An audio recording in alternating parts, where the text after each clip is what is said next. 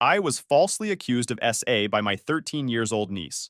My family disowned me, my girlfriend left, and I lost everything. But 6 months later, the truth comes out, and now they want to reconcile. No way. So let me set the scene. Back then, I was doing pretty well for myself. Had a solid job in project management, owned a decent apartment in a nice part of the city, had friends, had a life. Nothing fancy, but I'd worked hard to build something stable after years of grinding through college and entry-level positions. My family and I were tight, or so I thought. Sunday dinners, holiday gatherings, the whole 9 yards. My sister Sarah and I especially were close. We'd grown up looking out for each other, and when she had her daughter, Melissa, I was there at the hospital. First one besides the dad to hold that kid. I loved being an uncle. Took the role seriously, you know? I'd show up to Melissa's school events, help her with homework when Sarah was swamped with work, taught her how to ride a bike. Standard uncle stuff. The kid was smart, funny, a little dramatic sometimes. But what teenage girl isn't? Sarah was a single mom after her divorce when Melissa was 8, so I tried to step up when I could. Nothing weird, nothing inappropriate, just being family. Melissa was always a bit of a handful, though. Sarah had this parenting style where she basically never said no to the kid. Whatever Melissa wanted, Melissa got. New phone? Sure. Skip chores? No problem. Talk back to adults? Just teenagers being teenagers, right? I'd mentioned to Sarah a few times that maybe some boundaries would help, but she'd get defensive. Said I didn't understand because I wasn't a parent. Fair enough, I guess.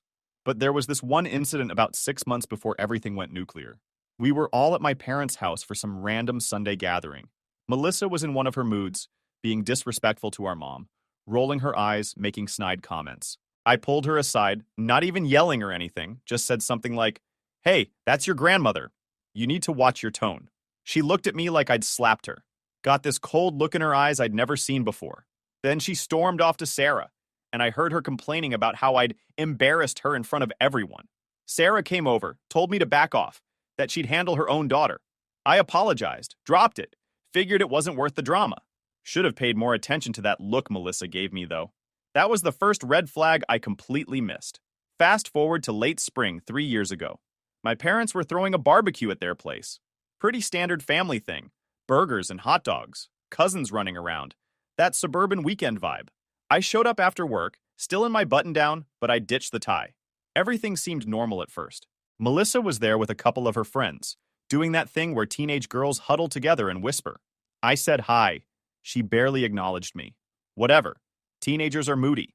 About an hour into the barbecue, Sarah pulled me into the kitchen. The second I walked in, I knew something was wrong. Her face was pale, hands shaking, this look of absolute rage in her eyes. Before I could even ask what was up, she got right in my face and said, "Did you touch Melissa?" I'm standing there completely confused. What are you talking about? Did you touch her? My brain literally couldn't process what she was asking. Touch her? Like what, a high five? A hug? What was she even saying? Then she spelled it out, and I felt like I'd been hit by a truck. She said Melissa had come to her the night before, crying, saying I'd touched her inappropriately, that I'd assaulted her. I just stared at Sarah, waiting for her to laugh, to say it was some sick joke, but she wasn't laughing. She was dead serious, and she was looking at me like I was the worst thing that ever existed. Sarah, that never happened. I would never... She didn't let me finish. She slapped me, hard, right across the face. Then she started screaming at me to get out, that she was calling the police, that I was disgusting, that she never wanted to see me again. My parents came running in, other family members crowding the doorway. Everyone staring at me like I'm some kind of predator. I tried to explain, tried to tell them this was insane, that I'd never done anything wrong, but nobody wanted to hear it. Sarah was already on the phone with the cops, and my mom was crying, and my dad looked like he wanted to hit me too. The only thing I could think to do was leave before things got worse. I left that barbecue in a daze, drove home on autopilot, sat in my apartment, and just tried to process what had happened. My niece, this kid I'd helped raise, had just accused me of something so vile I couldn't even wrap my head around it. And my sister, my own sister who'd known me my entire life, believed it without even asking for my side of the story.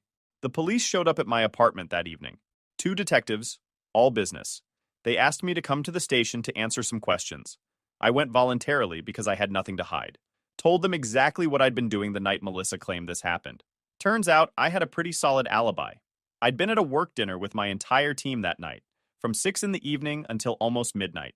15 witnesses, restaurant receipts, everything documented. The detectives seemed skeptical of the accusation from the start, but they had to investigate. They interviewed Melissa multiple times. Her story kept changing. First, she said it happened at my apartment. Then she said it was at my parents' house. Then she couldn't remember exactly when. The timeline she gave didn't match anything. One detective told me later, off the record, that they see false accusations sometimes, but they still have to investigate thoroughly. I appreciated his honesty, but it didn't make the process any less destructive. Every interview felt like I was being treated as guilty until proven innocent. Every question felt loaded. The worst part was waiting. Waiting for them to verify my alibi. Waiting for Melissa's story to fall apart. Every day that passed was another day my life hung in limbo.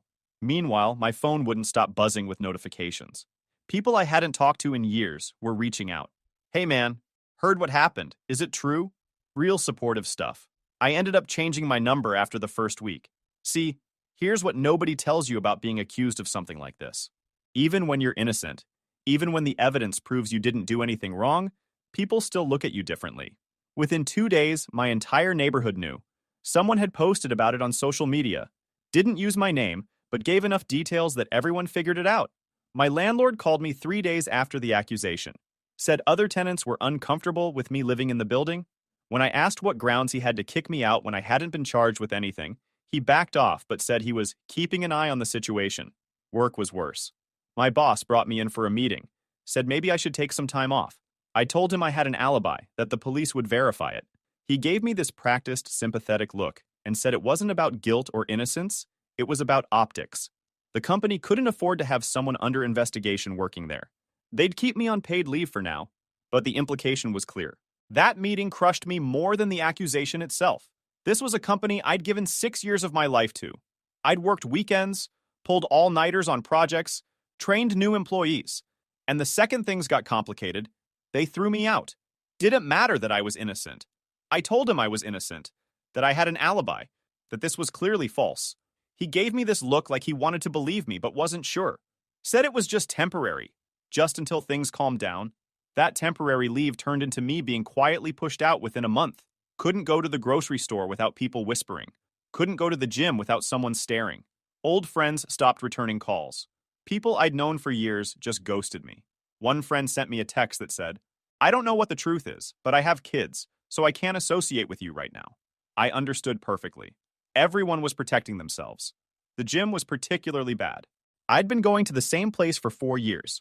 After the accusation, people would move to the other side when I showed up. Finally, I just stopped going, canceled my membership, and worked out at home. My parents sent a single text during those first 4 months. It said, "We're praying for the truth to come out." Not, "We believe in you."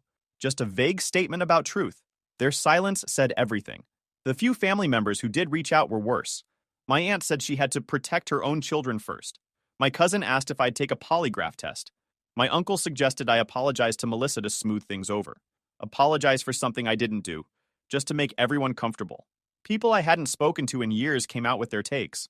I remember you being kind of quiet in school became, "You were always creepy." Every normal aspect of my personality got reframed as suspicious. The worst part was, I kept thinking it would all blow over once the truth came out. I kept thinking, okay, they'll investigate, they'll see Melissa's lying, and everyone will apologize, and we'll move past this. I was naive as hell. 4 months into this nightmare, the police officially closed the case. No charges filed. My alibi was rock solid. Melissa's story had more holes than Swiss cheese, and there was zero evidence anything had happened. I thought that would be the end of it. Finally, vindication, right? Wrong. Because by then, I'd already lost my job.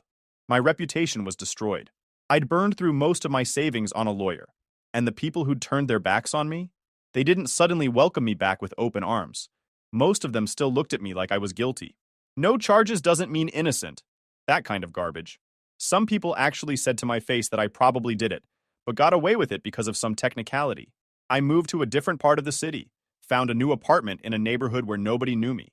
Started job hunting, which was brutal. Background checks didn't show an arrest, but Google did. My name was associated with the accusation online. Someone had archived the original social media post. I tried everything to get it removed. Nothing worked. Had to explain it in interviews. Most HR people would get this shift in their expression when they brought it up. I'd walk them through the whole story. falsely accused, fully investigated, completely cleared. Some were understanding. Most said they'd keep my resume on file. One interview destroyed me. The hiring manager seemed great, multiple rounds of talks. Then he said the company couldn't move forward.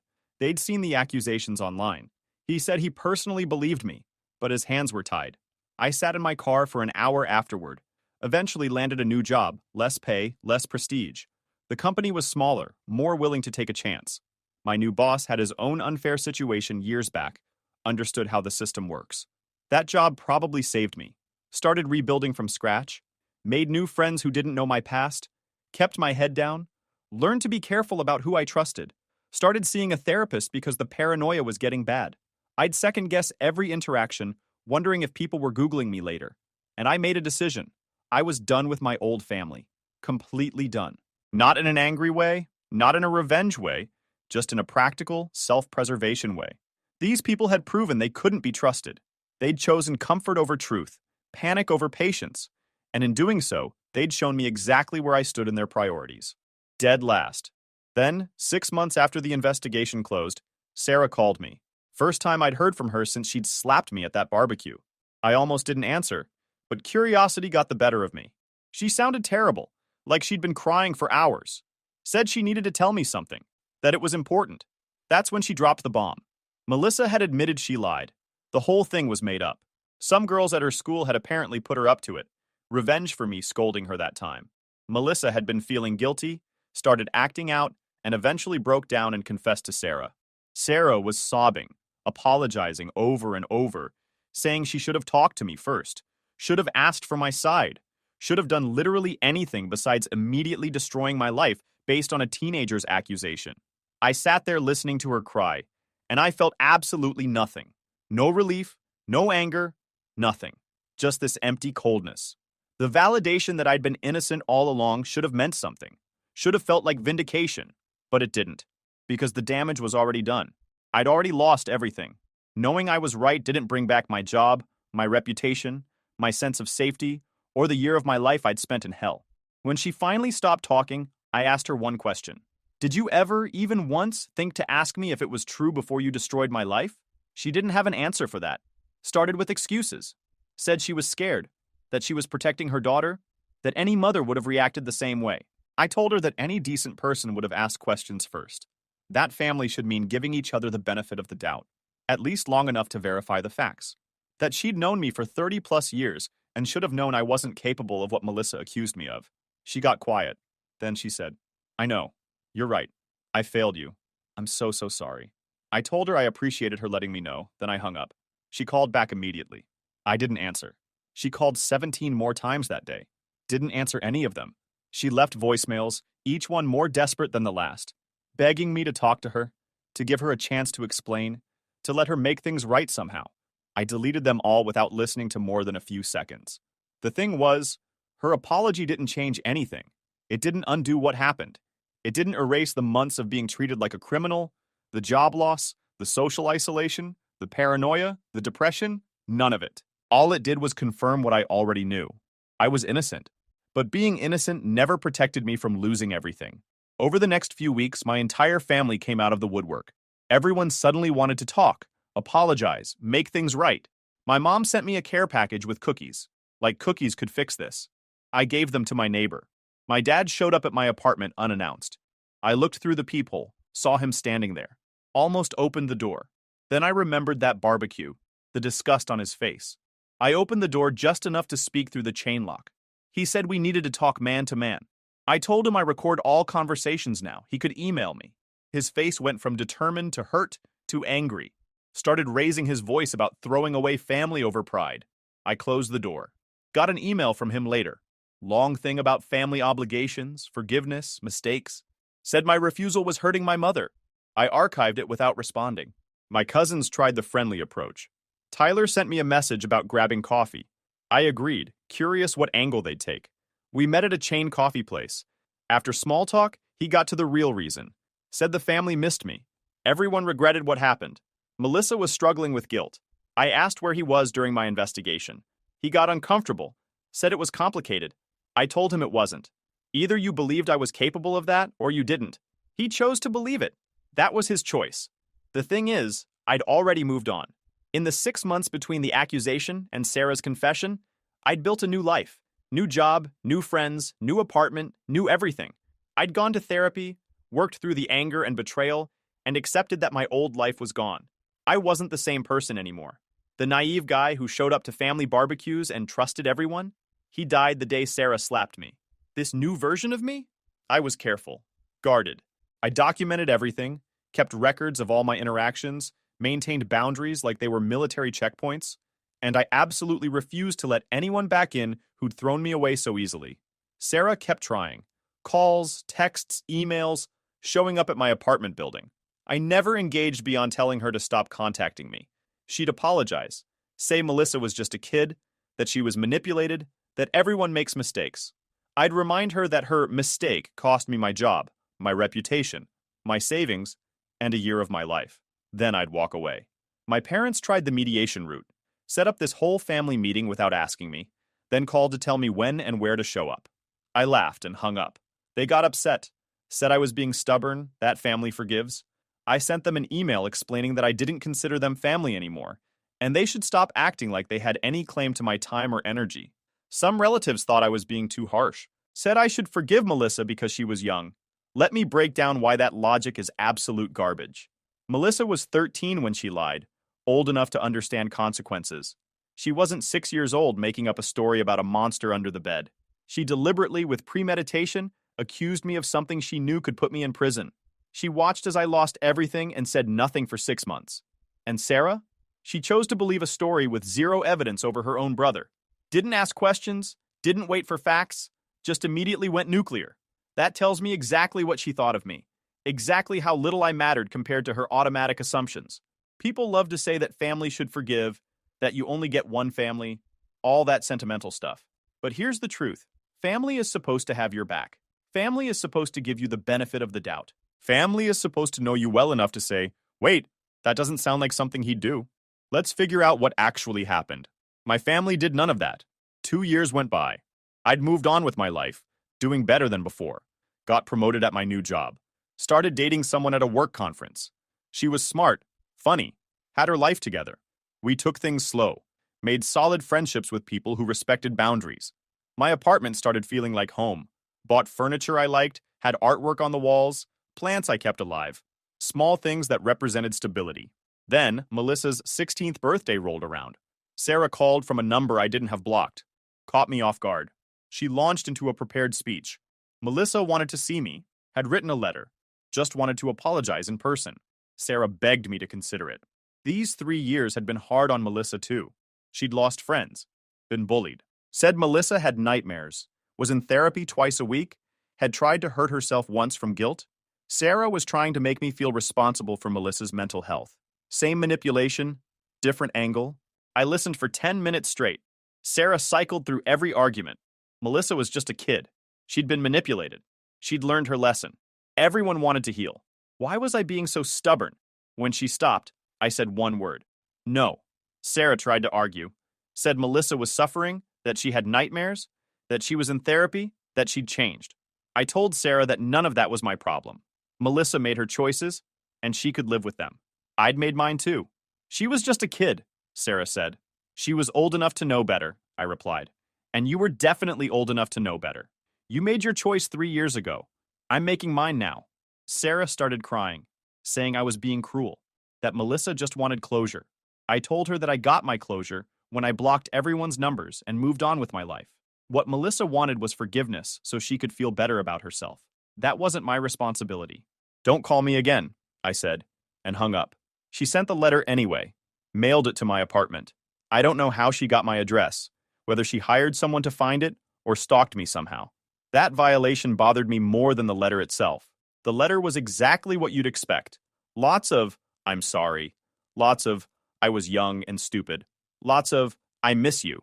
Melissa talked about how hard these years had been for her, how she'd lost friends, how kids at school called her a liar and worse, how she wished she could take it all back. She wrote about specific memories, learning to ride a bike, me teaching her, birthday parties where I'd shown up with gifts, times I'd helped her with homework. She was trying to remind me of who we used to be to each other, trying to trigger some emotional response that would make me want to reconnect. Standard manipulation tactic, and I recognized it because my therapist had prepared me for exactly this kind of thing. The letter was well written, I'll give her that. Probably went through multiple drafts. Maybe even had help from her therapist or Sarah. It hit all the right notes. Acknowledged what she did, took responsibility, expressed genuine-sounding remorse, outlined how she'd changed, asked for nothing except a chance to apologize in person. If I didn't know better, if I hadn't lived through what her lie did to me, it might have been moving. But I did know better, and I recognized the letter for what it was. Not really an apology for my benefit, but a step in Melissa's healing process. Her therapist probably suggested it. Write a letter to the person you wronged, express your feelings, take accountability. Good therapeutic technique? Sure. But the purpose was to help Melissa feel better, not to actually make amends to me. I read it once, then put it through the shredder. Not out of anger or spite, just pure practicality. That chapter of my life was closed. Some people online have told me I should have at least responded, that I should give her a chance, that holding on to anger is toxic. But here's what those people don't understand. I'm not holding on to anger. I'm not consumed by resentment. I'm not plotting revenge or enjoying their suffering. I'm just indifferent. The opposite of love isn't hate, it's apathy. And I'm completely apathetic about my former family. They're strangers now, people I used to know, like old classmates you run into at the store and exchange pleasantries with before moving on with your day. Except I don't even want the pleasantries. An apology doesn't erase what happened. It doesn't give me back the job I lost, the friends who abandoned me, the year I spent as a social pariah. It doesn't undo the panic attacks I had every time someone looked at me wrong, or the paranoia that made me record every interaction with another human being. It doesn't compensate for having to start my entire life over from scratch at 32 years old.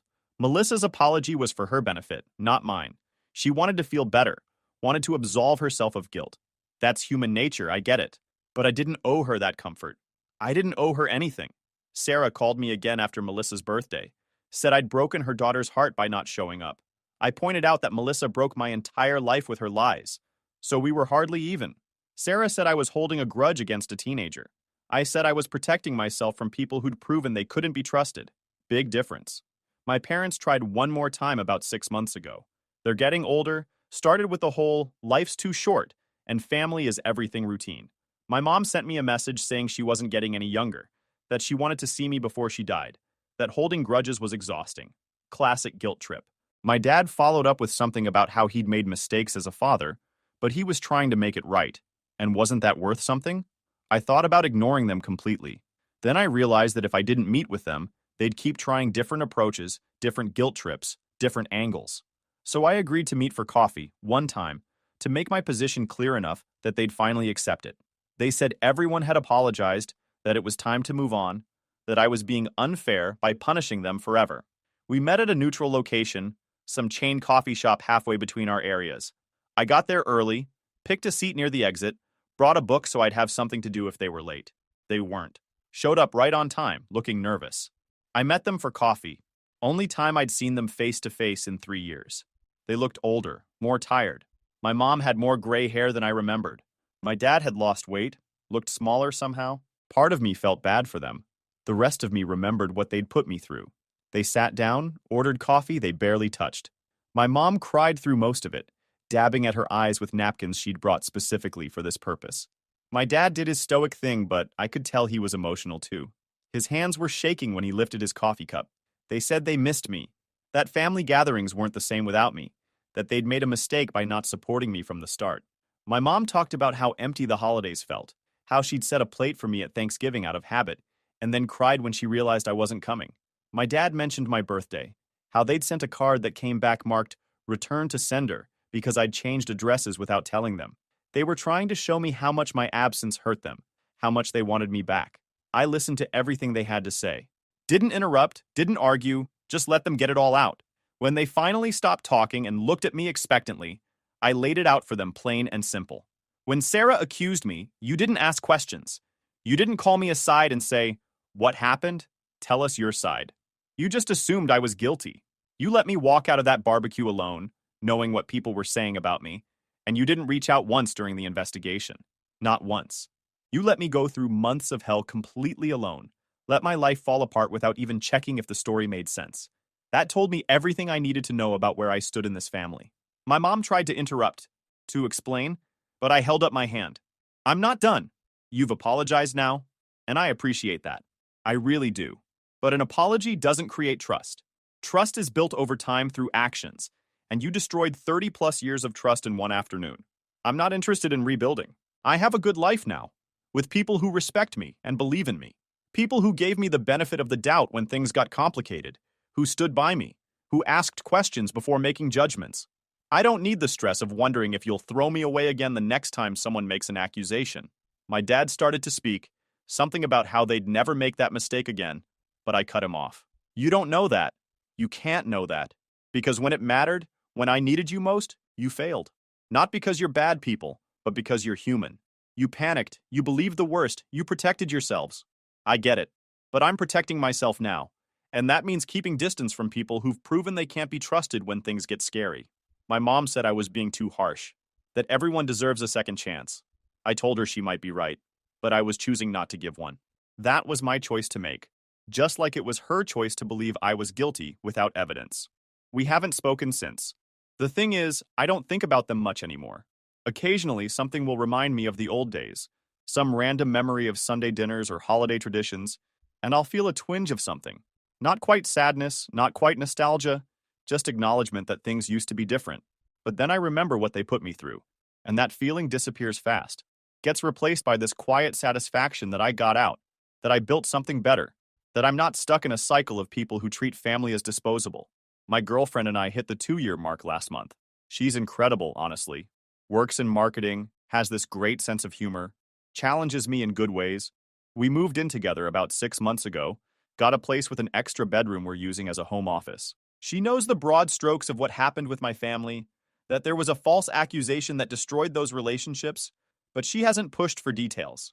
Said when I'm ready to tell her everything, she'll listen, but she's not going to pressure me. That level of respect, of understanding boundaries, that's what real support looks like. She didn't need to know every detail of my past to trust me in the present. She judged me based on my actions, my character, how I treated her and others. Novel concept, right? We have a good group of friends now. Couples mostly. People we met through work or hobbies. We do game nights, dinner parties, weekend trips. Normal stuff that I thought I'd never have again after everything fell apart. These people know me as the guy who's good at trivia, who makes terrible jokes, who's weirdly competitive about board games. Not as the guy who was accused of something terrible. That's the gift of starting over. You get to be whoever you are now, not whoever you were when your life exploded. Some people have told me I'm too unforgiving, that I should let it go and reconnect with my family. Other people say I'm completely justified, that what they did was unforgivable. Honestly, I don't care what anyone thinks. This isn't about right or wrong, or who's justified, or who's being reasonable. This is about self-preservation and mental health. I learned a hard lesson 3 years ago. I learned that people will turn on you in a heartbeat if the accusation is serious enough, that your history with someone means nothing when fear and outrage take over, that being innocent doesn't protect you from losing everything. Those are brutal lessons, but they're valuable ones. They taught me to be more careful, more selective, more protective of the life I build. I also learned that I'm stronger than I thought. I survived being completely destroyed and rebuilt my life from nothing. Lost my job, my reputation, my family, my friends, my home, everything. And I still got up every morning, went through the motions, kept pushing forward until those motions became real again.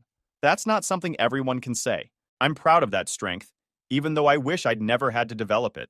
I made new friends, found new family in the people who actually stood by me, created a life that doesn't depend on anyone who proved they couldn't be trusted. That's worth more to me than any family reunion or birthday party. Melissa is 19 now. I heard through social media that she's in college studying psychology. Part of me wonders if she's trying to understand why she did what she did.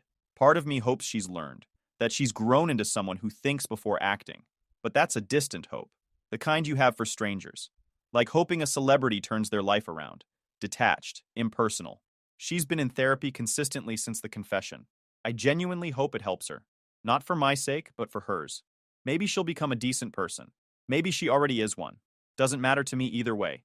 Sarah reached out recently with a new approach. Melissa was struggling with severe anxiety and guilt. Her therapist suggested meeting might help. Sarah asked if I'd do a mediated conversation, offered to pay, Do it anywhere, anytime. Just once. Just a chance for Melissa to say what she needed. I told her no. My life is peaceful now. I have a girlfriend I'm serious about. We talked about engagement last week. I'm up for another promotion. I play basketball Wednesday nights. I'm learning guitar. Trip to Colorado next month. Opening that door means inviting chaos back in. I'm not willing to do that. Every interaction with my former family has been draining, full of guilt trips and manipulation. I don't owe them anything. The last message I sent to Sarah was pretty clear.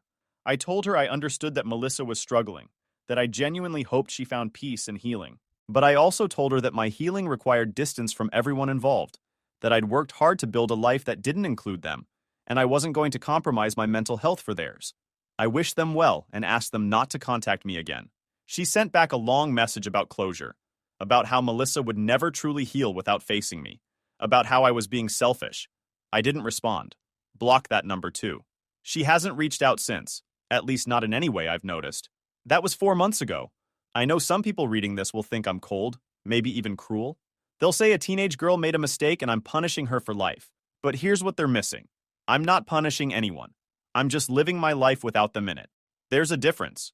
Punishment implies I'm actively trying to hurt them, that I'm seeking revenge or trying to make them suffer. I'm doing none of that.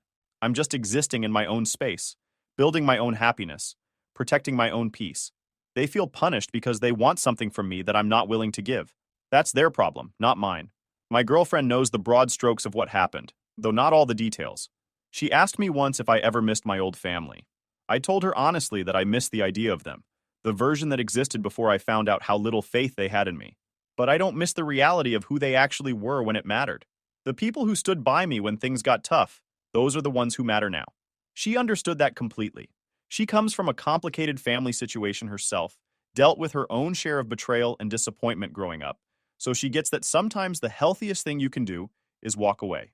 No guilt, no second guessing, just recognizing when a relationship is toxic and choosing yourself instead. We're talking about moving in together, maybe getting engaged next year, building something new, something that doesn't have the weight of betrayal hanging over it, something based on trust that's earned, not assumed. I saw my mom in public once, about a year ago. We were in the same grocery store, completely by chance. She saw me first, started walking toward me with this hopeful look on her face, like maybe enough time had passed that I'd be ready to talk. I turned and walked the other way without hesitation. Heard her call my name, but didn't turn around, didn't slow down, just kept walking until I was in a different aisle. It wasn't dramatic or emotional. I just didn't want to have that conversation in the middle of the produce section, didn't want to get into it surrounded by strangers buying vegetables. Got a text from her later that day. She said it hurt to see me walk away like that she just wanted to talk for a few minutes. I texted back that I understood, but I'd made my position clear and nothing had changed. She said she'd keep hoping I'd change my mind someday. I told her she was welcome to hope, but not to expect anything. That was the last direct contact we had. Recently, I found out through social media stalking by accident that Melissa posted something vague about forgiveness and learning from mistakes. Didn't mention me by name, but it was pretty obvious what she was talking about. Comments were full of people supporting her, saying everyone deserves forgiveness, that holding grudges is toxic. I didn't respond or react to the post. Didn't even care enough to feel annoyed. That's someone else's drama now. Someone else's story. I'm just living my life. My life now is pretty simple and straightforward, honestly. Work, gym, spending time with my girlfriend and our friend group, working on my hobbies. I picked up woodworking last year, built a bookshelf that actually turned out decent. Thinking about getting a dog. Normal stuff. Boring stuff. The kind of life people take for granted until they've had to rebuild it from scratch. People ask if I'll ever reconcile with my family. My answer is always the same. Never say never, but I'm not holding my breath. If reconciliation happens, it'll be because something fundamental changes, not because enough time has passed or because they've apologized enough. And honestly, I'm not sure what that fundamental change would even look like. Trust isn't something you can rebuild through apologies and time alone. It's rebuilt through consistent action over years, through proving you've changed, through demonstrating that you understand what you did wrong and why it matters. My family hasn't done any of that. They've just apologized and expected me to come back, like saying sorry is some magic reset button. It's not. YouTube just dropped this new hype feature. If you're hooked on this story, smash that hype button. It tells YouTube this video deserves to blow up, and it keeps even crazier stories coming your way.